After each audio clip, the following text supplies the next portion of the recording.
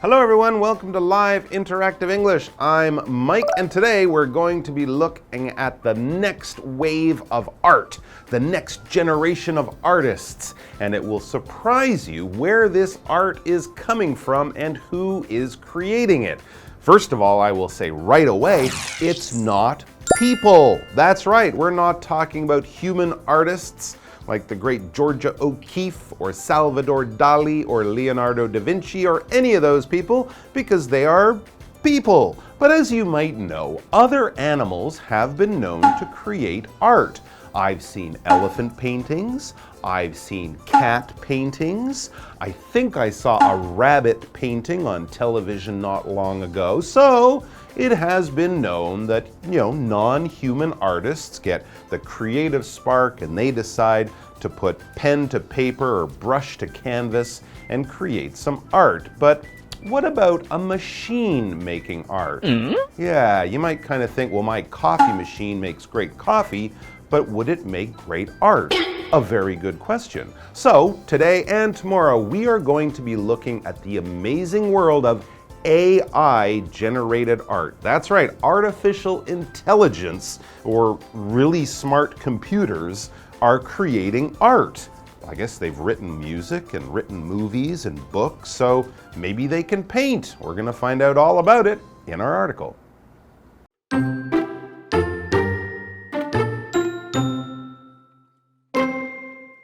In recent years, AI, artificial intelligence, has been making waves in the art world.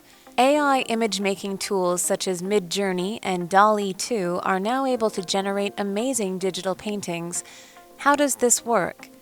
For DALL-E 2, the AI is fed huge collections of artworks that act as a database. The program examines these pictures and their included captions, which can number in the billions, and is able to identify patterns.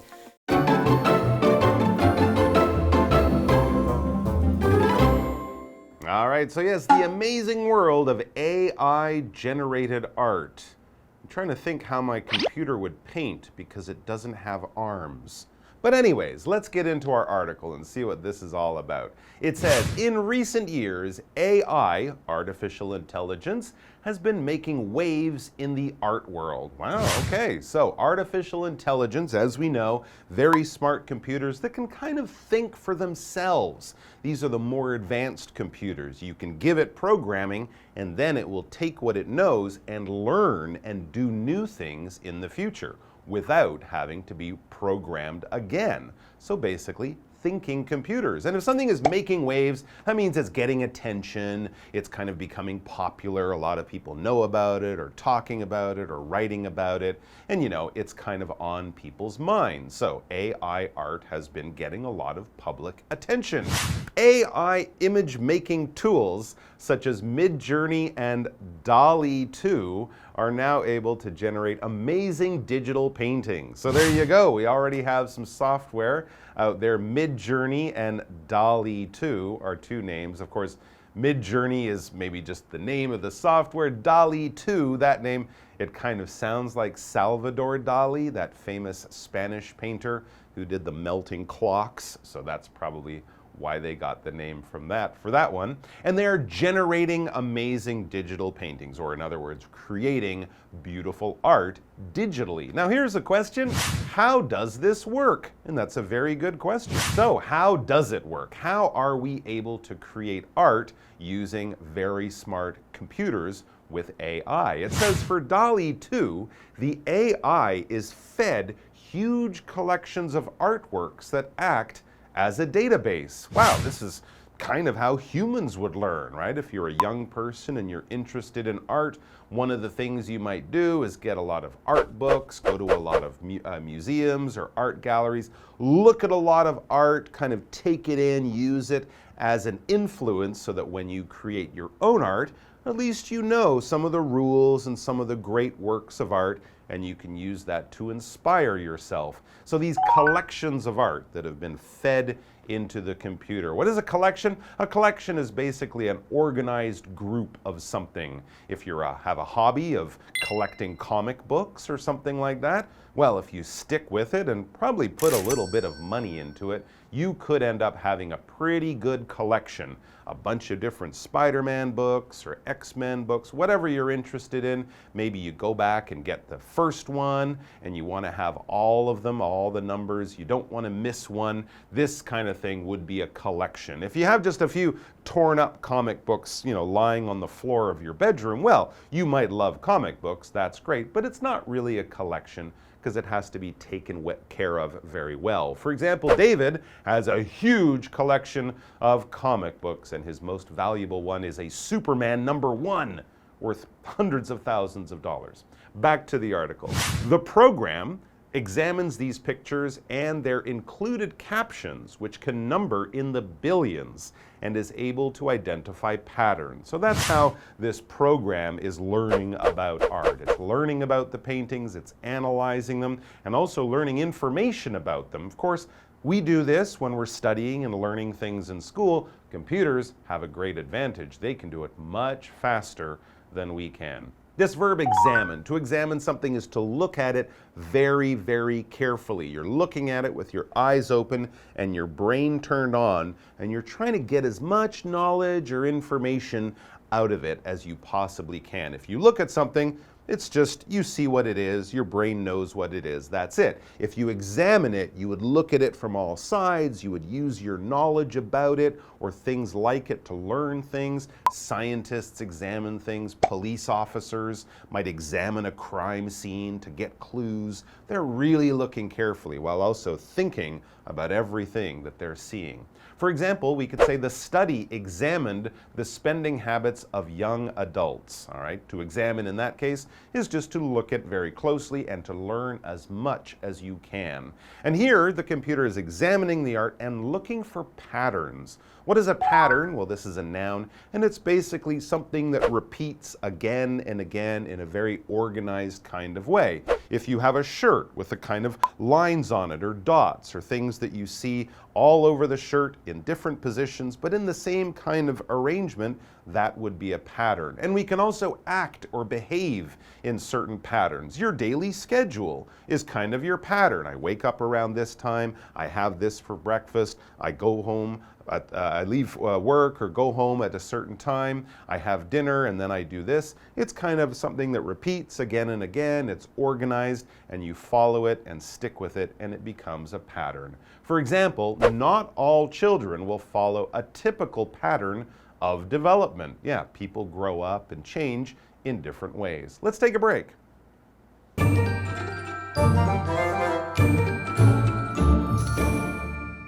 Hello， 大家好，我是 Hanny。今天的课文标题是 The Amazing World of AI Generated Art。好，这个 AI 绘画创造美丽新世界，其中的 AI 就是人工智慧，它是 Artificial Intelligence 的首字母缩写。那么 generate 这个动词则有生成、产生的意思，所以标题这个复合形容词 AI generated 就是形容是由 AI 生成的。好，那近年来这个人工智慧在艺术界掀起了波澜。AI 影像生成工具现在已经能够产生令人惊叹的数位绘图了。那难道艺术家要被取代了吗？我们就先来看看它是怎么运作的哦。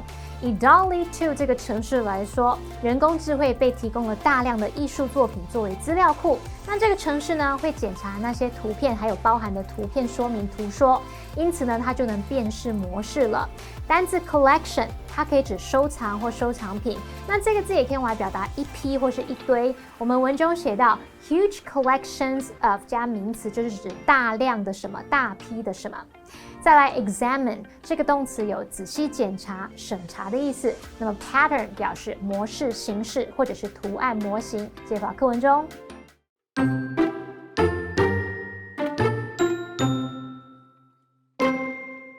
After a while, the program learns which features are essential, such as people, animals, objects, styles, or colors. Then, when prompted, it's able to produce images that keep the key features of the desired result. A wide range of images are produced at a time, and the program presents only the most accurate ones for the user to choose from.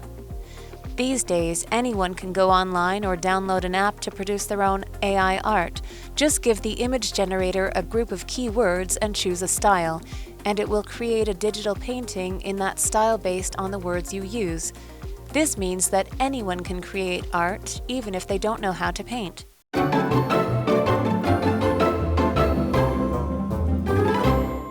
All right, we are back with AI-generated art. That's right, DALL-E is here to paint us a picture, but not the DALL-E with the funny mustache who lived in Spain, who died many years ago. No, this is DALL-E 2, the computer program. It takes in famous works of art, learns about them with its AI mind, and then what happens? Well, as we get back to the article, we read, after a while, the program learns which features are essential, such as people, animals, objects, styles, or colors. Then, when prompted, it's able to produce images that keep the key features of the desired result.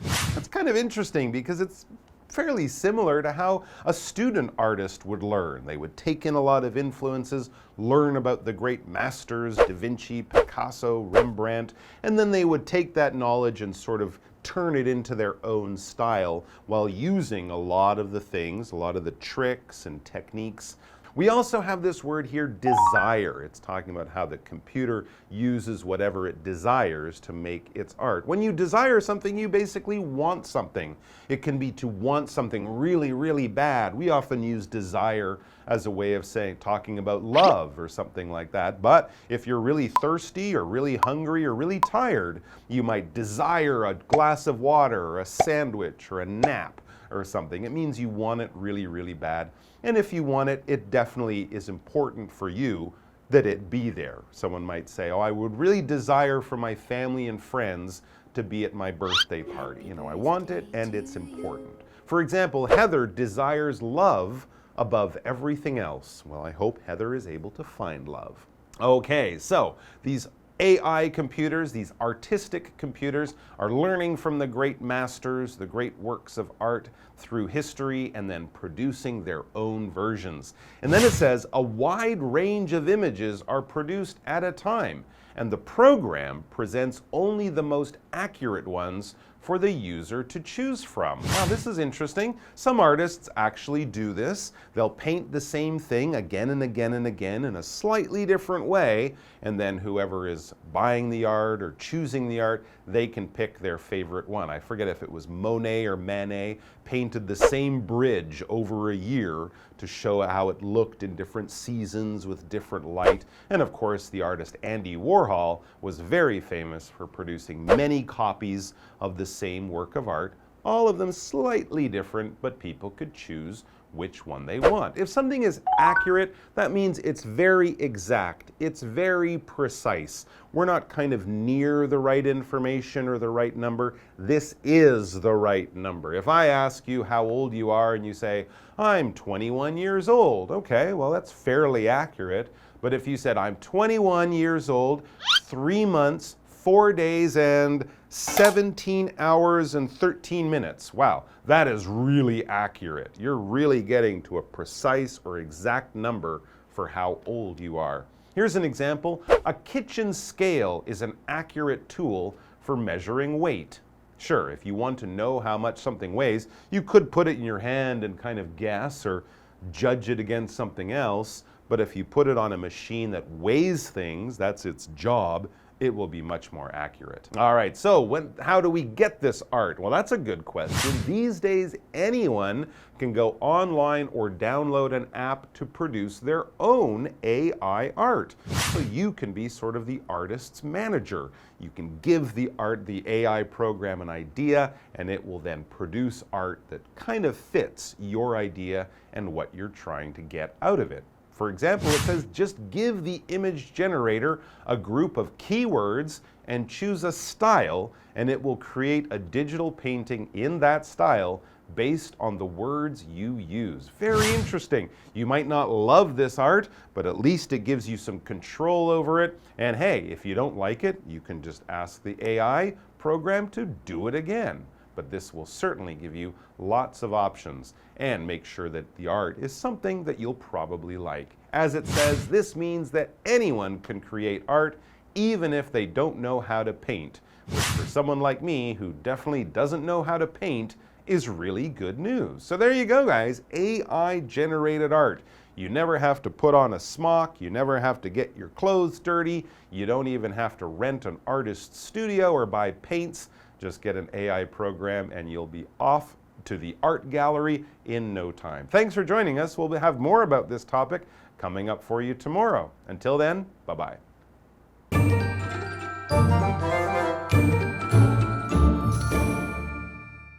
刚刚说到 Dali 2这个城市，其中 Dali 的名字就是把西班牙超现实主义画家萨尔瓦多达利以及这个迪士尼动画的智慧机器人瓦力，把它结合在一起，得到这个名字。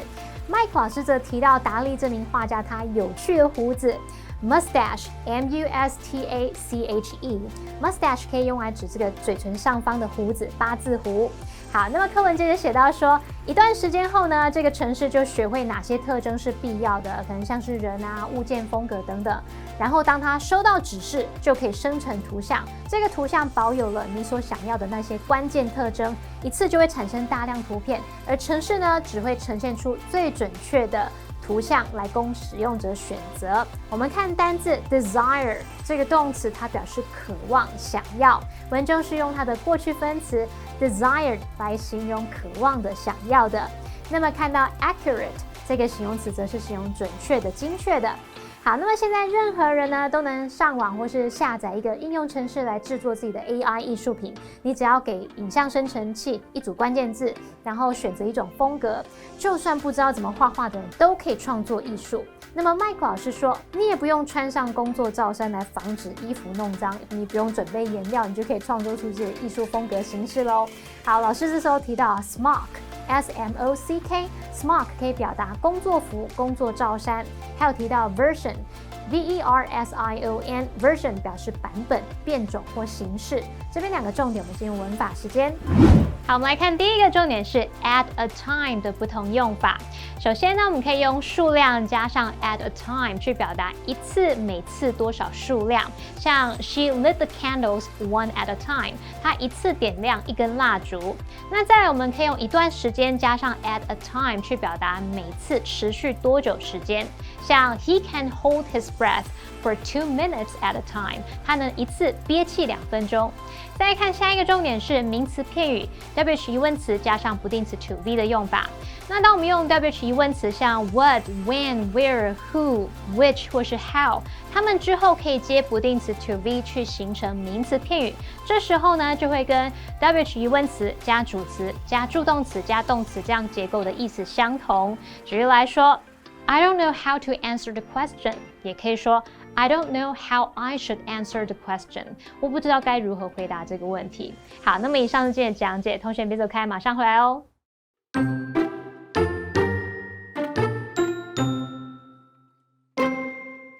In recent years, AI, artificial intelligence, has been making waves in the art world. AI image-making tools such as Midjourney and DALL-E 2 are now able to generate amazing digital paintings. How does this work?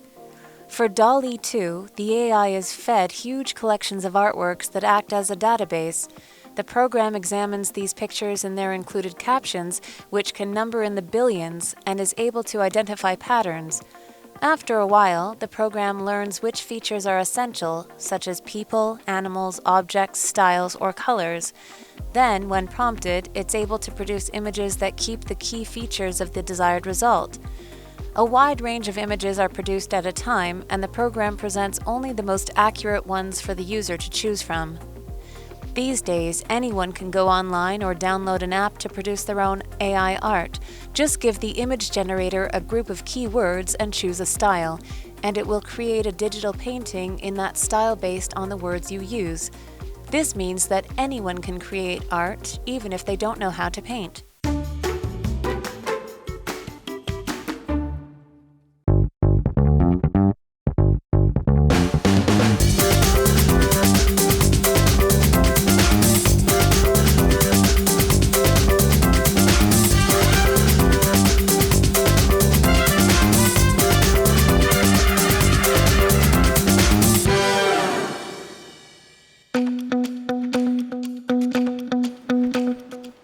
Hi everyone, I'm Stephen Wrong. Do you know what wafers or ICs are?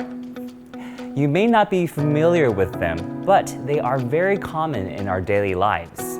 At the TSMC Museum of Innovation, we can learn more about ICs and wafers. Let's check it out. A wafer is a silicon-made material used to manufacture integrated circuits, ICs. It is a round, thin, and flat slice with a mirror-like surface. It comes in many different sizes, from small to large. The larger a wafer is, the more ICs that can be manufactured.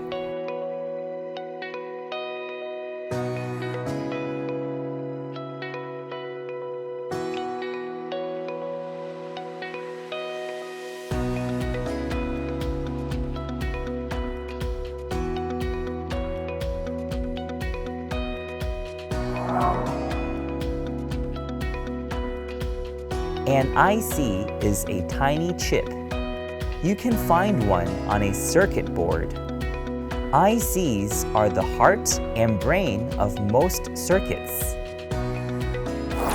ICs can be found in all kinds of electronic devices, such as smartphones, coffee machines, drones, Bluetooth headsets, and many more.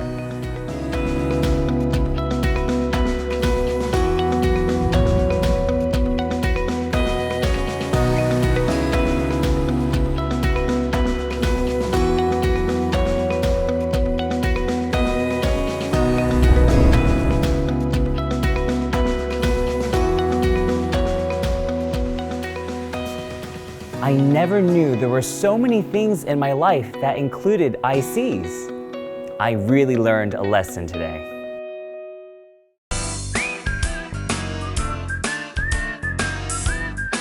See you next time!